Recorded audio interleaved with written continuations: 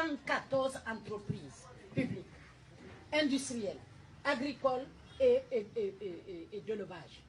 Où sont passées ces entreprises? Toute l'Afrique de l'Ouest venait acheter les tôles chez nous ici.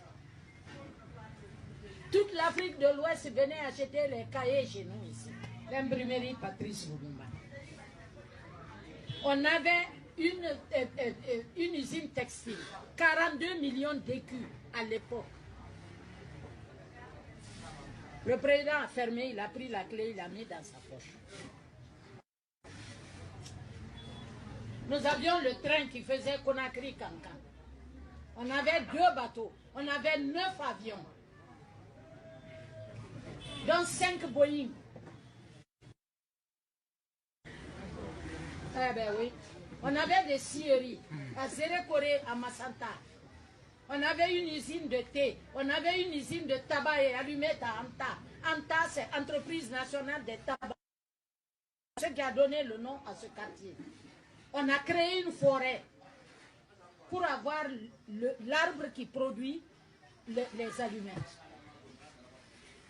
On avait le centre pilote. C'est là-bas où on a fabriqué la machine à faire l'huile de palme qui fait que la Sierra Leone est aujourd'hui une des plus grandes exportatrices d'huile de palme. La machine a été fabriquée à Antaï.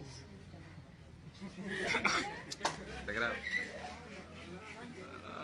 On avait des huileries à Dabola et à l'huile de Kassa. On faisait du sucre à Koba chez toi. On produisait du sucre en Guinée. J'ai vendu 500 000 litres d'alcool produits en Guinée au Nigeria en 1982. J'ai vendu des venins de serpent. Vous avez bien entendu, des venins de serpent en cristaux fabriqués à l'Institut Pastoria de Kilia. On élevait des serpents venimeux là-bas. On prélevait leurs venins. On cristallisait et c'est à l'Institut Pasteur de Paris que je les vendais. On produisait le chlorhydrate de quinine à Sérédou. J'en ai vendu 80 tonnes à Sanofi. C'est la plus grande industrie pharmaceutique française. J'ai vendu la bauxite en excès de l'OBK de Kinya à la Roumanie. Et c'est cet argent qui a servi à construire l'hôpital Jean-Paul II. En fait, Jean-Paul II n'est pas un hôpital. C'est un centre de formation sociale appliquée. On devait former là-bas des assistants sociaux, des kinésithérapeutes, les orthopédistes, les travailleurs sociaux spécialisés sur les différents types de handicap. Ce centre-là, c'est un centre de formation. Il y a un jardin d'enfants là-bas. On devait former les jardinières d'enfants et les maîtresses d'école maternelle. On a tout bradé. C'est pour cela qu'il nous faut revenir à l'éducation. Quand on a signé l'accord de Kamsa, en 1971, on a ouvert l'ENAM. L'ENAM a été ouverte par Israël. Allez demander. C'est Israël, pourtant on était en bagarre politique à l'époque avec Israël pour l'affaire de la Palestine.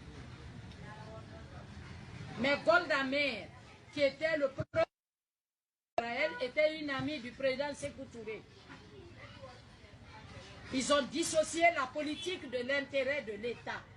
Parce que vous oubliez quelque chose. Un État, ce n'est pas l'ego, ce n'est pas l'intérêt personnel. Un État, c'est un État. Il y a 10 000 présidents français qui vont venir, qui vont combattre la Guinée. Parce qu'on leur a enlevé le beurre de la bouche. C'est Golda Meir qui a signé l'accord pour qu'on construise l'ENAM. Et c'est là-bas où on a formé les cadres techniques de Kamsa. Allez-y, c'est la seule usine en Afrique de l'Ouest où 85% des cadres techniques supérieurs sont locaux, ils sont guinéens. C'est pourquoi pendant la période d'Ebola, on n'a pas fermé comme ça. Moi j'étais en Sierra Leone, toutes les grandes industries ont fermé. Le Libéria a fermé toutes ces industries parce que c'était des expatriés.